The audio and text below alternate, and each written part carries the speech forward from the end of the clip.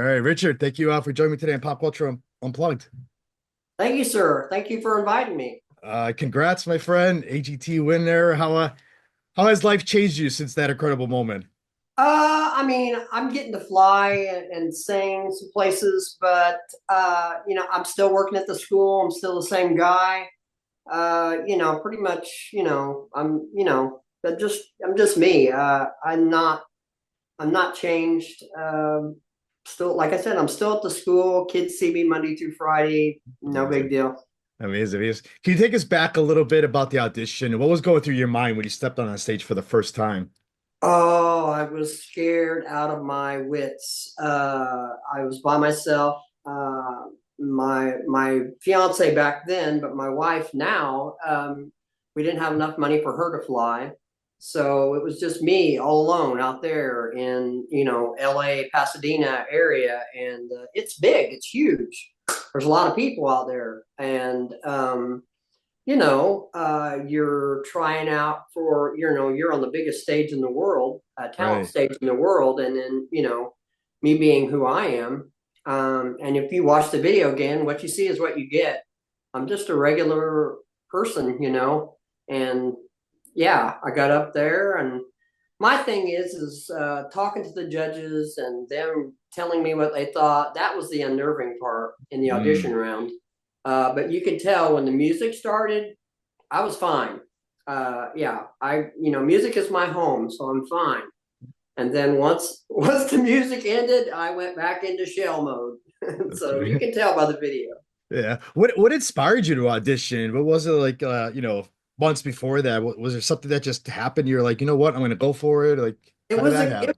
it was a combination between the kids and my wife. My Yeah. wife, once they put those plane tickets on my phone, she said, "You got to go. I'm not going to be able to go with you, so you're just going to have to do it. You're going to have to put your big boy pants on and go and do it." So, and I did, and Mm. look what happened. I mean, I never dreamed I was just going to fly out there, sing a song, fly home, and hopefully they put a YouTube video out there of me, and I could say that I tried out once. Right. Never did I ever dream German supermodel was going to come up and hug me and throw gold dust all over me. I never, ever, ever dreamed that. Never. Right. This is gonna be something you're gonna remember for the rest of your life. Oh yeah, yeah.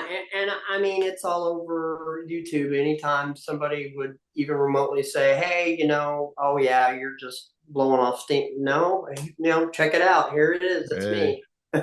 Your story also has inspired so many, what's been like now, like the reaction from like, your family, friends, coworkers, your community about your whole journey. Well, like I said, if I can do it, anybody can go up there and try out and do it.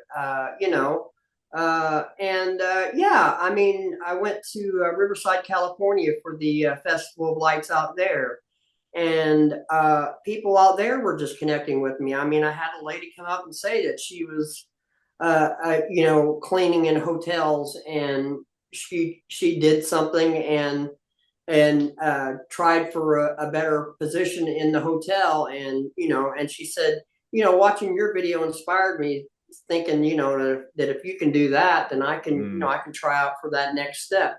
And so I never, I mean, winning was a great, wonderful thing, but it's for me, it's more about music and people. And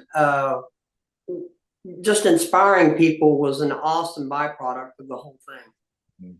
You mentioned, like the performance moved a lot of people in your life and all over the world too. Like, how did you choose and decide like what songs you wanted to perform? Was there a specific song that always resonated with you? Well, it'd have to be "Don't Stop Believing," and just the words itself. I had tried out in 2009. I had tried out for Mm. The Voice and got to the third round of The Voice. I had been asked to come on game shows, and they were all filmed overseas. What you see is what you get. I don't have a passport, so I'm not a world traveler. Yeah. So there was no "Don't Stop Believing" is actually just been a mantra for me. I just, if you fail, if uh, don't make the cut, keep on singing, keep on trying, and you never know who's out in the audience. I mean, Mm. uh, the viral video that kind of started all this, it was just a teaching assistant filming it, and then Journey seen it and Steve Perry, and then ultimately I ended up getting on the show. So yeah. For you, what do you think was the most challenging part competing in this?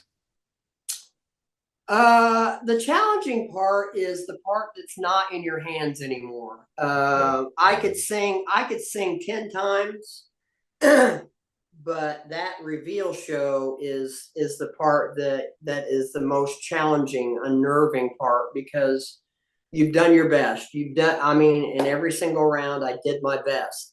And then it's up to the people out there in America to decide, that if you're worthy of moving on to the next round.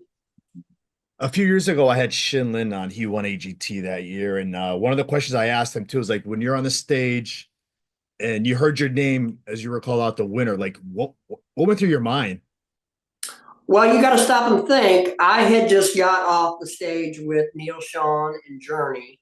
Met Okay. him and his wife, amazing people, and the rest of the Journey band.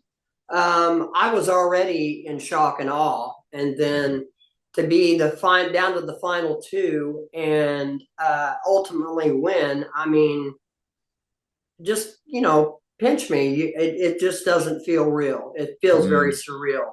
It really did. yeah. What's next for you now? Like any exciting projects or collabs or like performances you got coming up?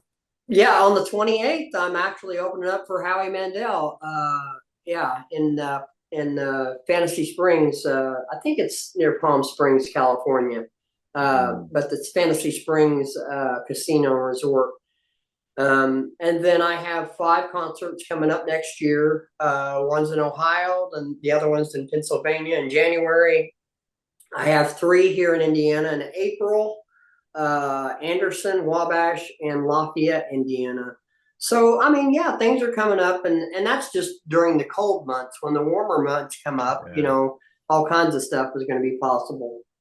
I was told to ask you if you could perform with any artist at any venue, who would it be and why? Well, I think my answer would pretty much shock you because I've already done with Journey. Yeah. I don't think Steve Perry performs anymore. But I think my answer will shock you because before Journey and Steve Perry come on the scene, my favorite singer was Barry Manilow. So Wow. yeah, so I would love to go to one of his shows, or get up there and sing one of his, Mm. great belting out songs. So, but yeah, that's how I started out was Barry Manilow, and then I heard the Journey stuff and I was hooked. Mm. What's one advice you would give to like aspiring performers in any art that want to go for AGT? What's one key advice that you give them?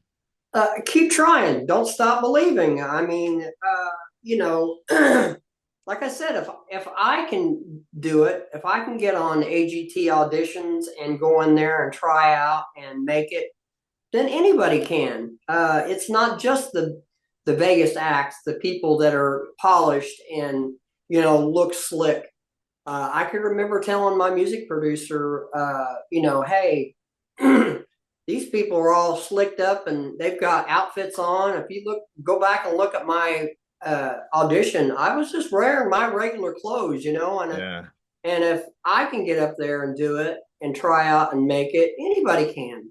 But you just got to keep on plugging. You got to keep pushing and don't stop believing. Amazing. Have you heard anything about coming back and for the AGT champions where they all perform? Would you go? Would you jump in there? Well, season 20 is coming up. That's a pretty big season. I mean, 20 years of excellence that this and the people that are behind the scenes are absolutely amazing. I can't credit them enough. But I mean, yeah, if I got offered to be on one of the spinoffs, absolutely, yeah. It's just been fun and amazing. Amazing. Richard, let's end this by how can the listeners, the viewers now find you on social media, keep up with you? I noticed you've been posting, a few videos of your travels through the country. Yeah, Facebook with the blue check mark. I've also got an Instagram and a TikTok. I don't do much with X. I'm on there, but I don't do much with X. So, but those are the places that you can find me.